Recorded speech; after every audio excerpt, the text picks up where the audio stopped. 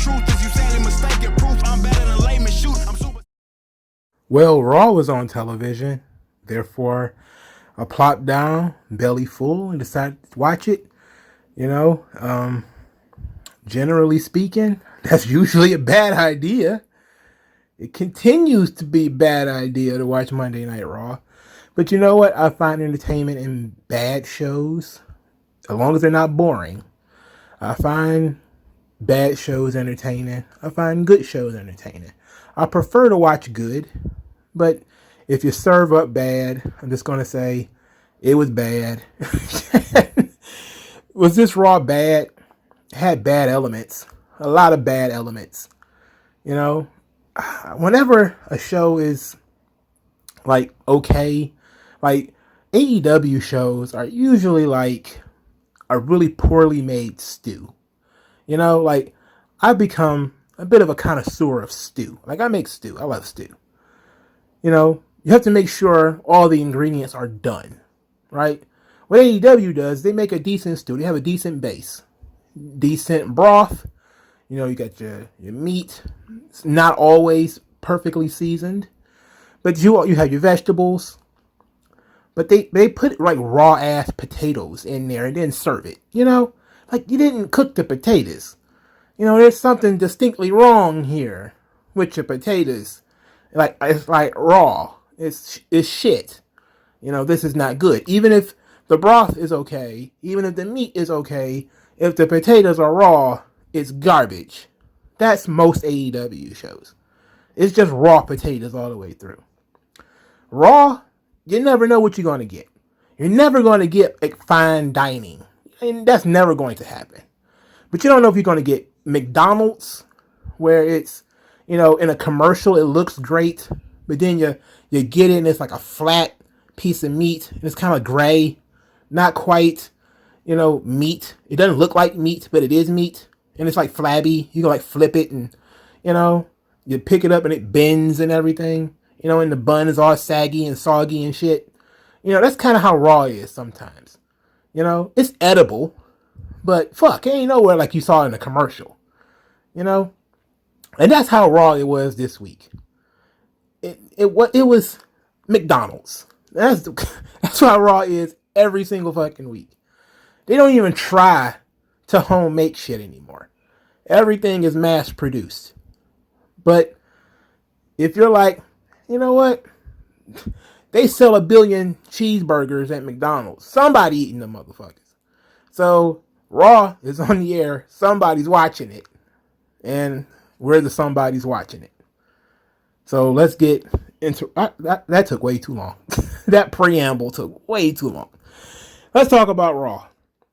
So the show starts with these Royal Rumble ass various promos between all the teams that are in the turmoil joint. I hate turmoil matches.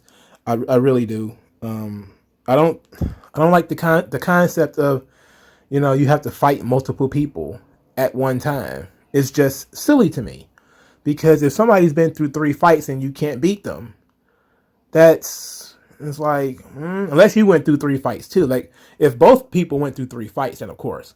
But if you're like fresh and you lose to somebody who's been in 3 fights already, it's like, how do you come back from that? But we live in the world of cartoon violence, so none of this shit matters. So RK Bro started us off. Randy Orton wants a title match. I'm going to skip through this. Randy Orton wants a title match. Lashley is willing to give it to him. They agreed to fight at Extreme Rules, but Lashley said he is the greedy bastard that Randy Orton said that he is, and he wants those tag team titles. So he said, we're going to join the turmoil match, and we're going to win the turmoil match, and we're going to take your tag team championships. Okay. Riddle was being silly throughout this whole thing. Riddle's silliness is a bone of contention with some people, because it actually works and the audience really likes him. But sometimes, like, comedy is a profession. That's one of the things I love to say, because it's true. Comedy is a profession. Either you're good at it or you ain't. You know, there's no in between. There's no, you're funny sometimes. Because if you're funny sometimes, you're not funny, right? It means you're not funny all the time. Now, everything Dave Chappelle say ain't got to be a joke. But I can tell you, sometimes you laugh at the setup when it comes to a Dave Chappelle joke because he's funny. Everything's funny, from his delivery to how he walks to how he talks. He's a comedian. It's his profession. When anybody else tries to do comedy, it may come across as really fail. Riddle hits quite often because of his delivery. Like, Randy. It's like, it's silly and it's over the top. But he starts talking about all the different tag teams. And he rambles on about super tall T-Bar and Mace and how Lucha House Party has cool masks. And maybe they should have cool masks and they can be the Snake and Stallion Express. Brother, you have no idea how much I wish they had come up with Snake and Stallion Express before they came up with RK Bro. Now, RK Bro is cool. All right, that's fine. But Snake and Stallion Express, that fits WWE perfectly. It's got animals in it.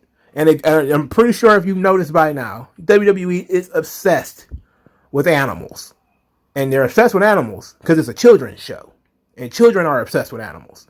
That's why you got snakes and bears. You saw Bronson Reed, it was a bear. You know, there's a... well, I think Pete Dunne's spirit animal is also a bear. Randy Orton got a snake. Now Riddle has a horse.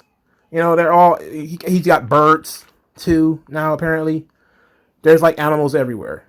Because it's a children's show. I don't know why a children's show would be on at 11 o'clock. I have no idea. But he starts talking about drinking ale with the Viking Raiders. Do you like ale, Randy? I love ale, Randy. Like, it's ridiculous. But that was the setup for tonight's main event. Then we get into the show. New Day is dressed as Hall and Nash. They're doing NWO cosplay. No idea why. And the New Day are at the point where they can just do whatever they want, you know. So them doing New Day cosplay is like, who cares? Nobody cares. Nobody thinks New Day is so stale. That's one thing that is absolutely an absolute fact. New Day is super duper stale. They have literally been the same for like 3 or 4 years. It's time to change. They don't even need to be New Day anymore. At least they don't need to be this incarnation of New Day. You know, they can be a more serious version of New Day. They could be not New Day. I don't know. But I love New Day. I think they're great, but they're incredibly stale. They did a decent job of separating them to do the solo runs and everything, but New Day is super stale. I know this is Kofi just returning after being off for like 8 weeks, but New Day is super stale. Anyway, they take the first 5 opponents. They defeated the Viking Raiders via small package.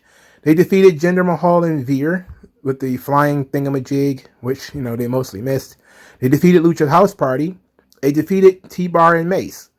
And then after they defeated T-Bar and Mace, Mansoor and Ali came out to be their next opponents. T-Bar and Mace were furious and decided to beat New Day to death, you know, because why not? Why wouldn't you? So as they were getting pummeled, Mansoor marched to the ring trying to be a hero. And because no good deed goes unpunished, Mansoor got both him and Mustafa Ali beat with steps. This is where we get to the world of cartoon violence. Because look at the carnage that Mace and T-Bar wasted upon Raw. And they didn't get any heat that you thought they might have gotten from this blown off. Because Sonya Deville and Adam Pearce are kind of like, hey, you know, I know this guy just got beat with some steps. He just got ran into the stairs and all this kind of stuff. The stairs are metal. It's supposed to hurt you. This should be a stretcher spot for all involved. Really making T-Bar and Mace look like badasses who are killers and all that kind of stuff. No. Oh, they'll be back in an hour and a half. They'll get an hour and a half to heal from this vicious beating. Like, what? I mean, it's like, it's Wile E. Coyote. It's the TNT blowing up in his face. And then in the very next scene, he's okay. This is cartoon violence. This is why it's the same garbage that they do in AEW. So they return later for New Day to defeat Mansoor and Mustafa Ali. The match was pretty solid. They beat him with the springboard elbow by Xavier Woods. The next match was against AJ Styles and Omos. AJ Styles and Omos actually defeat them via the Styles Clash. Then we get Omos and AJ Styles versus MVP and Lashley. And man, oh man, that pop when Omos and Lashley were in the ring. Look, when it came out that Vince one says no more midgets, big meaty men slapping meat, that's where the money is.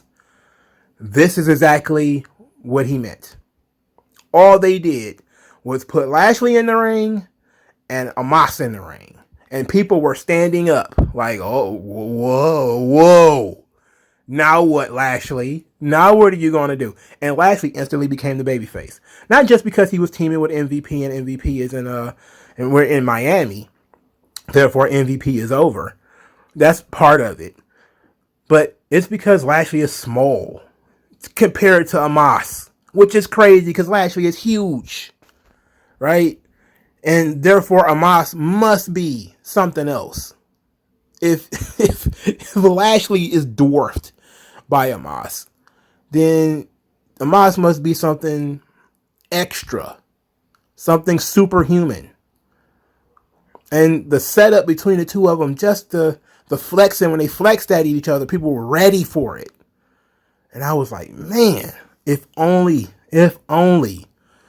they had competent booking and competent writing on Raw, this would be your WrestleMania main event. Omos versus Lashley.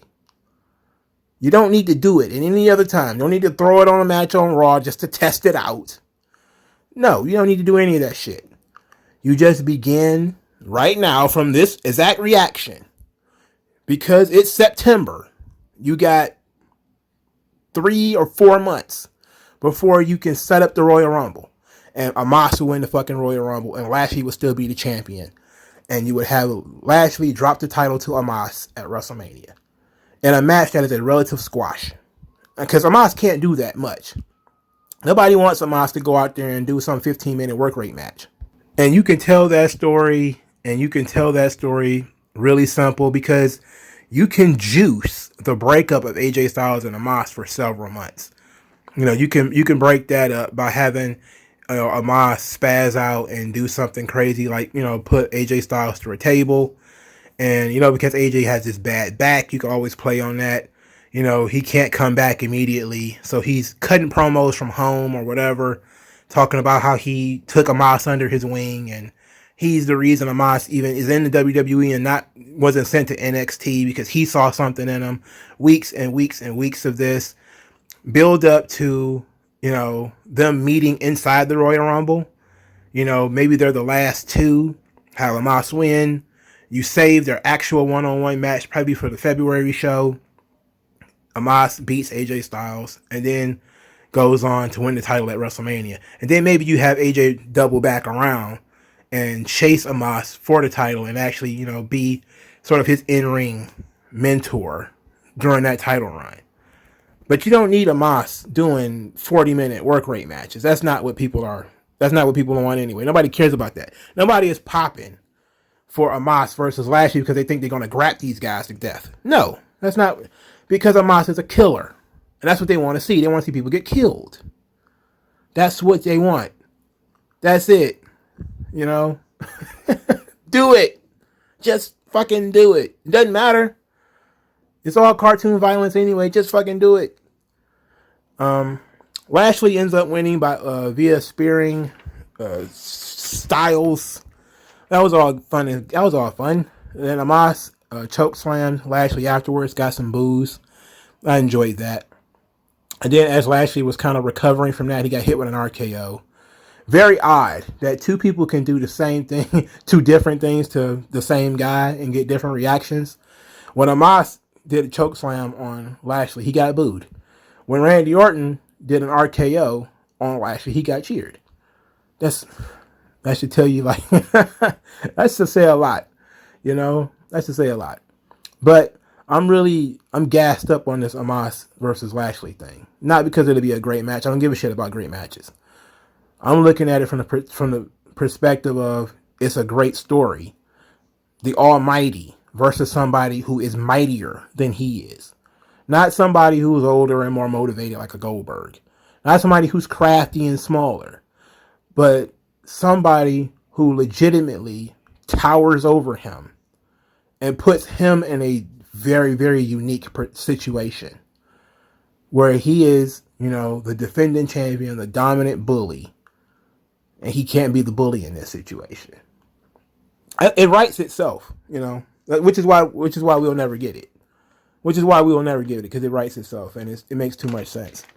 Or if we do get it, it'd be some throwaway match on some bullshit show, and not built up properly with Omos, stepping on people every week and looking like, fucking Andre for a little while at least,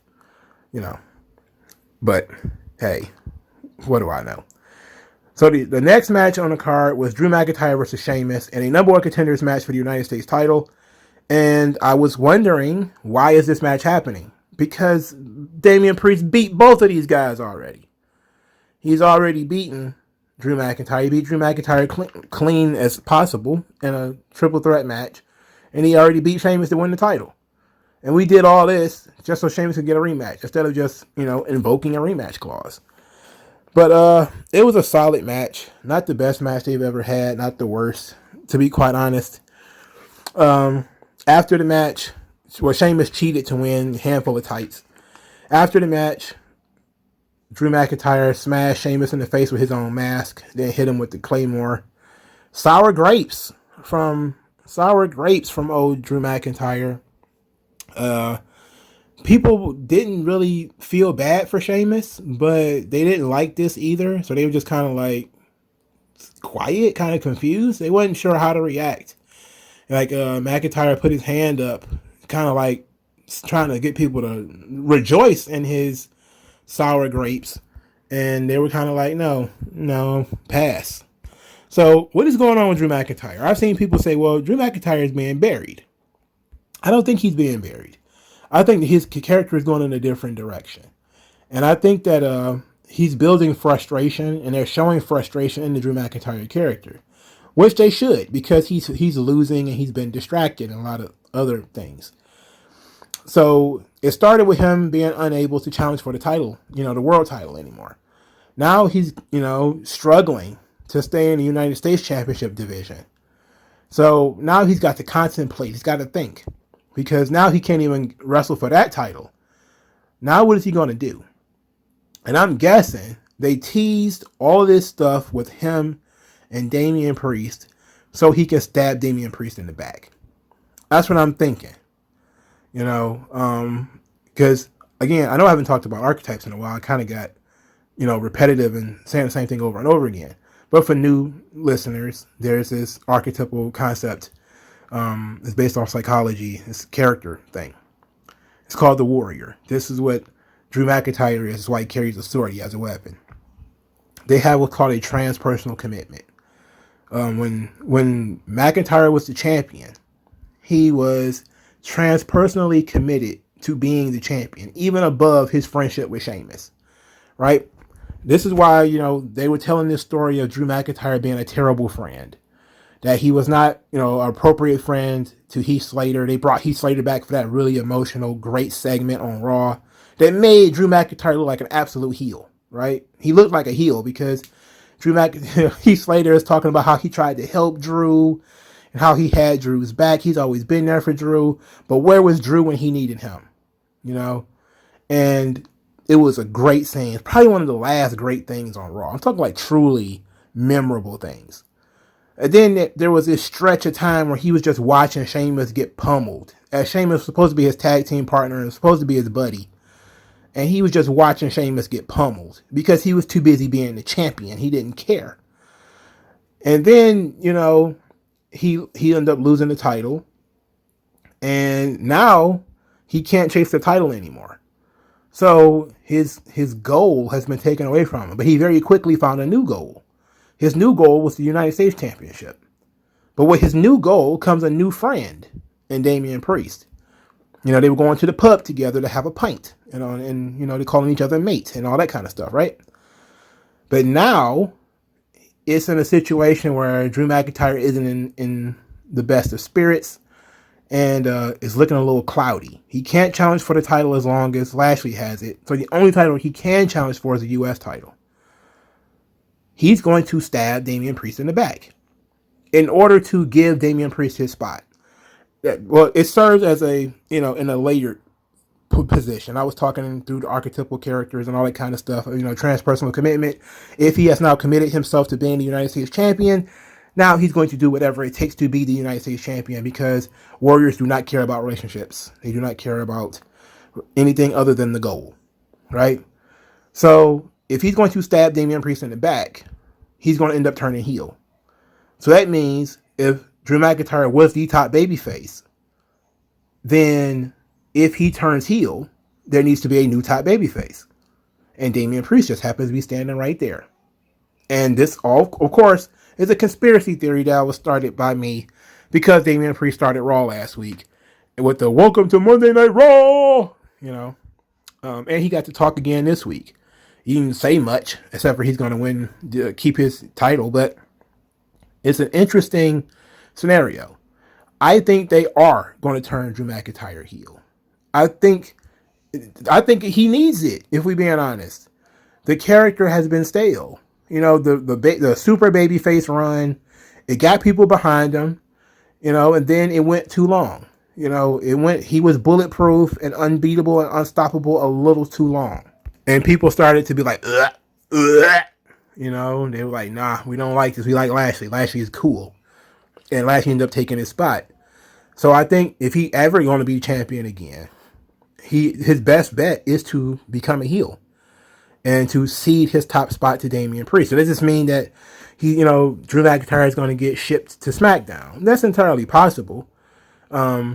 I wouldn't job him out if I was going to ship him to SmackDown. I wouldn't, be having him lose to Sheamus and Damian Priest and shit. But WWE does weird stuff. They think they could just, turn the heat down on some guy and turn the heat up on him again later. That's just the way they think. They don't believe in momentum. That's the one thing AEW does, right? They at least believe in momentum. So let's move on to the women's tag team championship. So Rhea Ripley is talking about believing in their tag team, and Nikki is talking about, they don't have much in common, but now they are starting to build common ground. And they start doing this release brutality. And Nikki, I'm telling you, man, she's like that girl from Superstar. That is the character, man. She is super cringe. Nikki is cringe. She's cringe incarnate, man. Like, she made me cringe. Like, my left arm went numb. That's how cringe she is. I give her a nod, though, for having the Daphne armband. This is the kind of character that would do something like that.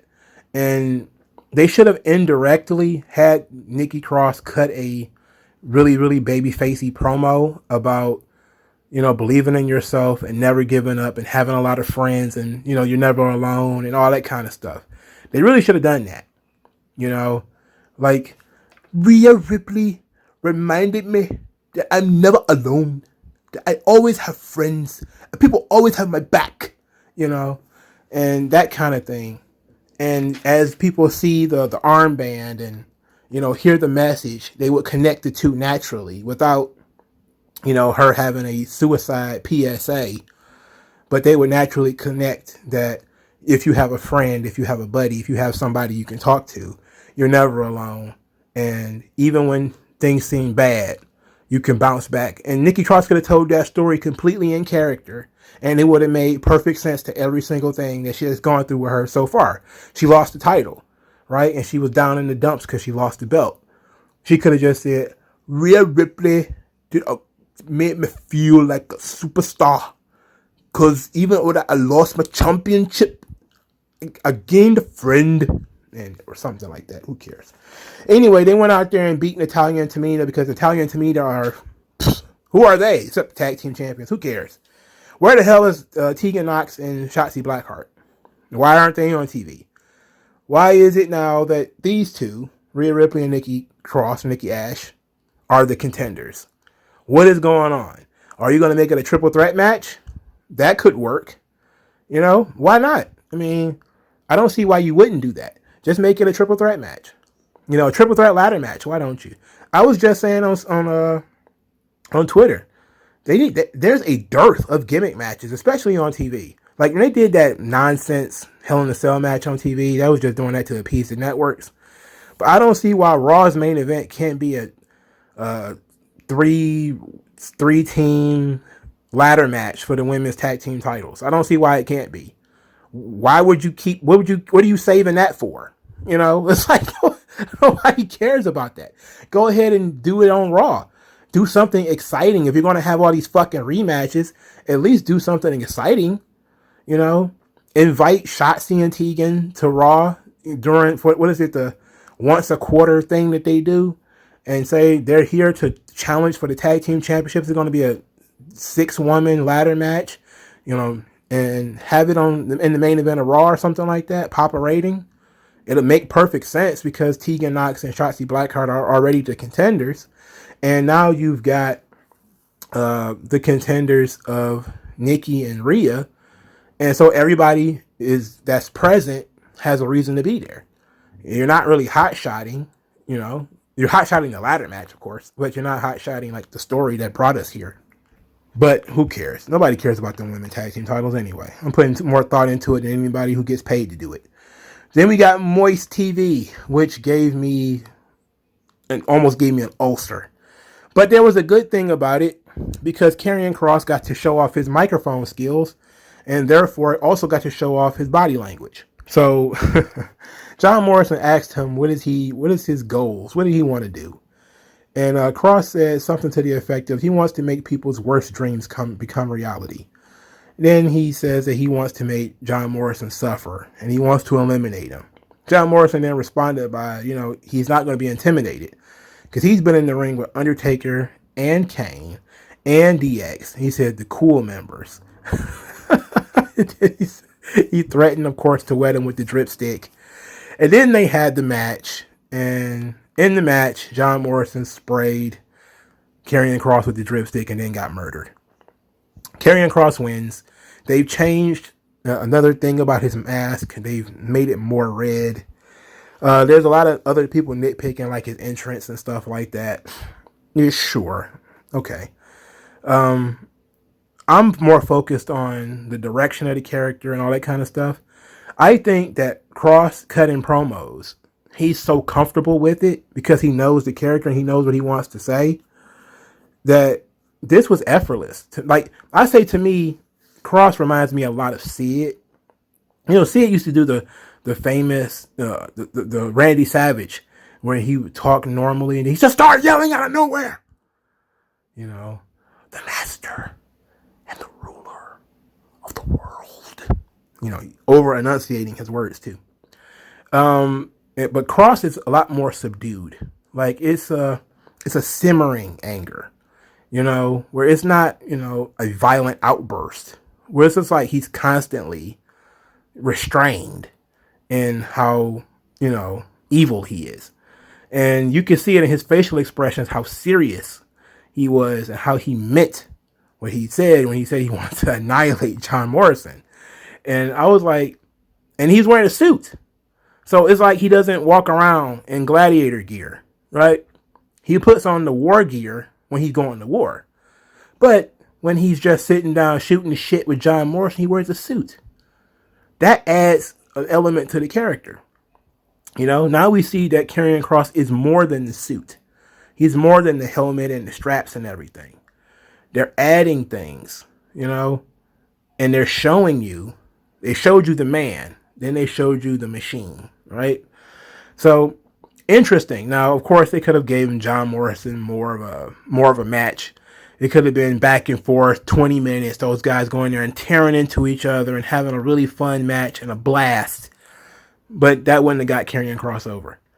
So, which is the goal here, is to get this guy over.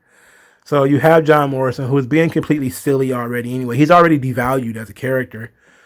So he goes in there and he gets eaten. Fine. If I was going to tell WWE anything when it comes to Karrion Kross, I would say ditch the cross jacket. Just get rid of it. Let the Doomsday Saito be his finish. That should be his finish. If you're a big guy, you should probably have a devastating finish. Something like a power bomb or like a Doomsday Saito or something like that. So we got Nia Jax and Charlotte as the last thing on the show to discuss. Oh well, there was Reggie. I guess we could talk about Reggie. So there's not much to say. Reggie wrestled Kira Tozawa. He's not a wrestler. He's an act. Reggie doesn't wrestle. His kicks don't even look like kicks.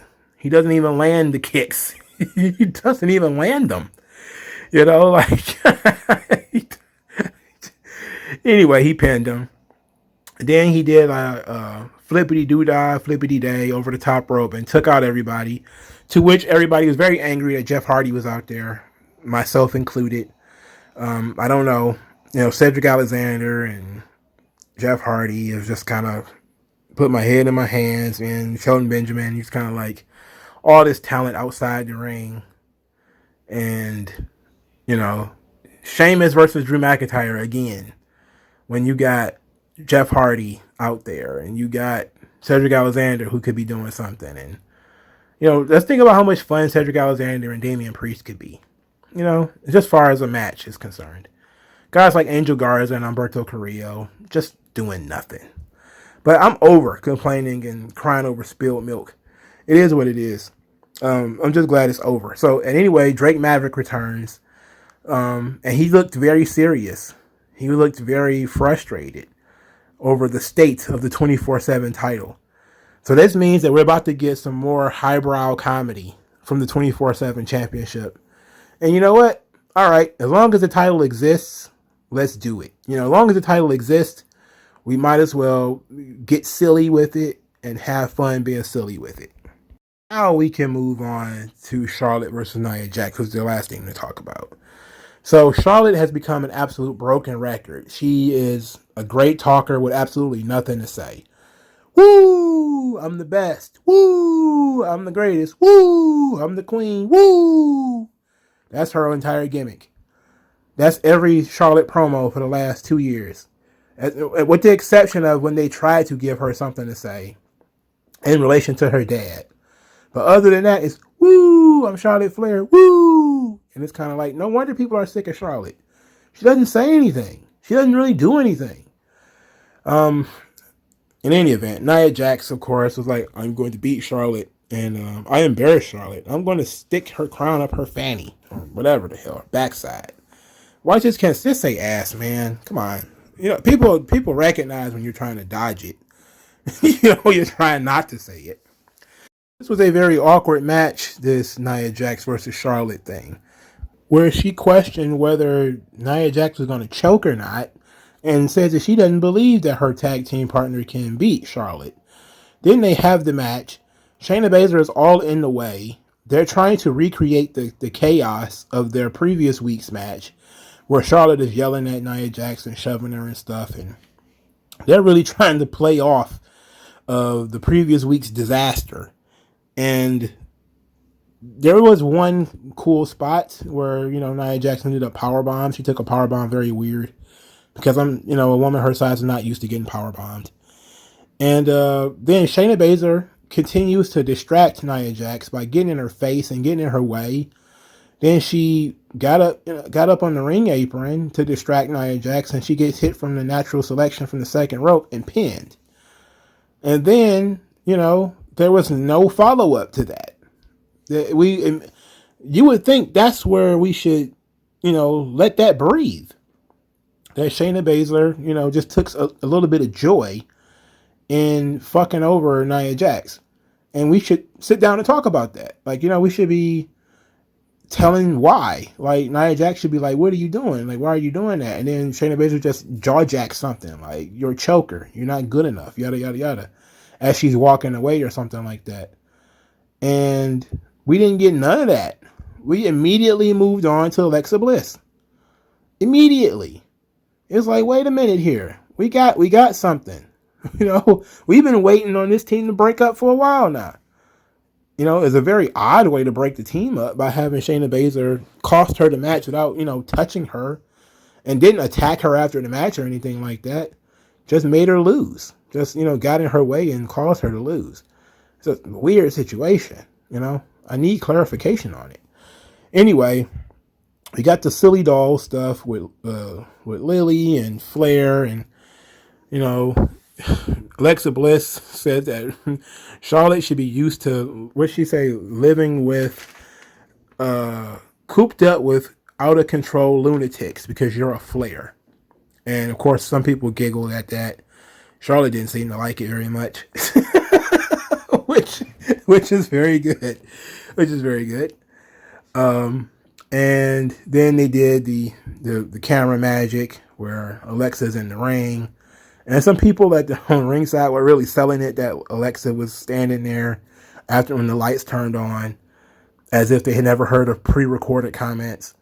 And you could tell they were pre-recorded comments too, because Charlotte took a deep breath during her promo, and that slowed down her cadence. And then the recording of Alexa kept talking. Like it talked at almost the exact same time as Charlotte was saying no. Alexa was like, "Well, that's so sad," as if she expected Charlotte to say no, right? So now Alexa Bliss is in the ring. Charlotte asks her, "What does she want?" Alexa points at the title. Crowd chants, "Yes, yes, yes, we want this. This is awesome." And Charlotte accepts the challenge and says that it won't be in your playground; it'll be in mine. So, okay, I am completely stupefied by as many people who are into this Lily thing. And I remember, Alexa Bliss on Twitter, whenever she's attacked by the stupid doll for the doll stuff, she always talks about how the dolls are selling out and, they can't keep them in stock. And I was just kind of like, it's weird it shouldn't be. It shouldn't be. But it was, I read that CM Punk, I think it was the New York Post article. And he was talking about, when he sees something like Orange Cassidy, and he says, I don't get it, and it's not really for me. I don't really like it. I'm 40 years old. I don't know what's cool anymore. I don't get it. And then he says, but as long as the fans like it, that's his, apparently that's how that's his role. As long as the fans like it, I don't care. But they don't have that same attitude towards WWE stuff. Nobody just has the attitude that as long as the fans like it, everybody's just like super critiques everything. I do that too. Because I don't give a fuck what the fans like. Right? I could just tell you this is stupid. This whole doll stuff, not feeling it. But the crowd tends to like it. They're buying the fucking dolls. And those things are like $50 or something like that. I think they might be $60. In any event, those overpriced goddamn trinkets. At this point, I've stopped fighting the doll battle. Because it's not a battle you can win. The character of Alexa Bliss is over. People are super reacting to everything she does. They want her to be in the title contention. They're buying the fucking dolls. What more can you do? You gotta do it, right? So we're just stuck with this shit. And it is what it is. I'm not gonna go against the current on this one. Plus, it's a title that Charlotte doesn't need to have. And it's a match that hasn't happened in a long time. We haven't had Charlotte fight Alexa Bliss. I don't know when the last time they had a match. And she certainly has not wrestled this version of Alexa Bliss. So it's probably going to be some magic horse shit, no doubt. I expect Alexa Bliss to win. So I'm looking at this thing and I'm saying to myself, Raw, their side of Extreme Rules, they got a couple of bangers. They got Randy Orton and Lashley. They even said it on the promo. It's been about 10 years since Lashley and Orton tangled. I don't even remember when the last time they had a match. I don't even think they ever had one as far as I'm concerned. And it's been a while for Alexa and Charlotte too. If they can keep those matches fresh without burning them out, I know they're about to have another Orton Lashley match on Raw. The tag team match though. But if they can keep those matches fresh and interesting, then the Raw side of Extreme Rules has a good thing going. Of course, Extreme Rules is, not being booked for, things that are once in a lifetime or anything like that. It's a B pay-per-view. So it doesn't really matter. So this is pretty interesting. And that's really it. All right, so let me know what you guys thought about Raw. I went a little long this week, but I didn't feel like breaking it up into segments. Tell me, guys, what you thought about Raw. Like this video, share this video, subscribe to the channel, donate to the channel. Thank you guys for your time, and I'll talk to you guys later. Skin tone, so why attach yourself and piggyback the wealth you didn't earn or lack yourself? I'm telling you to own up to your own success and failures. It's a reason why.